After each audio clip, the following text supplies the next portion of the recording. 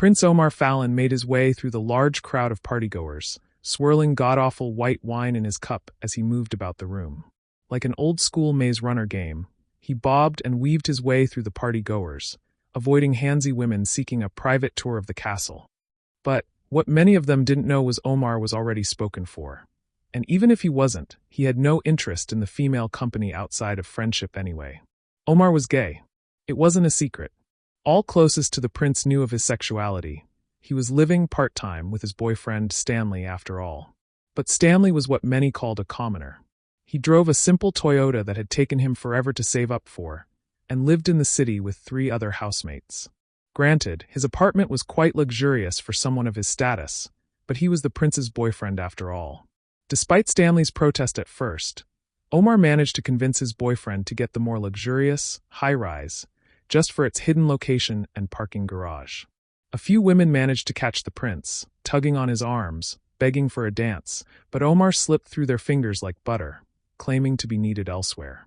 After repeating this process at least 10 times, the prince finally made it over to the refreshments. Sighing in relief, he attempted to reach for a cookie when a camera was shoved in his face as a small, blonde appeared in front of him. "Prince Omar, so good to see you." Her high-pitched voice was that of nails dragging across a blackboard, but Omar still smiled his best, fakest smile as he turned around. "Oh, Amy, so glad to see you." That was a lie. The prince didn't do interviews. Reporters were too invasive for his taste, wanting to know the who's whats and the whens and the whys of his every move. Even his own mother wasn't that invested in him. "Your Highness, I couldn't help but notice you're drinking alone. With all these beautiful women here." She paused for a moment, allowing her cameraman a second to pan around the room, highlighting the many partygoers, before continuing.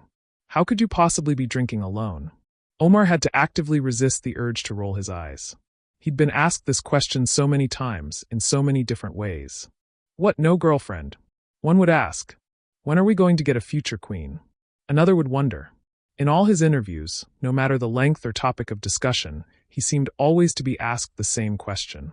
He wasn't ashamed of being gay, not even the slightest, but Stanley liked being able to go outside without being bombarded with fans and reporters, and Omar respected that. Oftentimes, causing Omar to envy his boyfriend's right to privacy. Sometimes a moment of solitude, even in the most crowded of rooms, is nice. It leaves room for thinking. He replied with a smile. "Thinking? Of potential queens, perhaps?" The reporter suggested with a grin.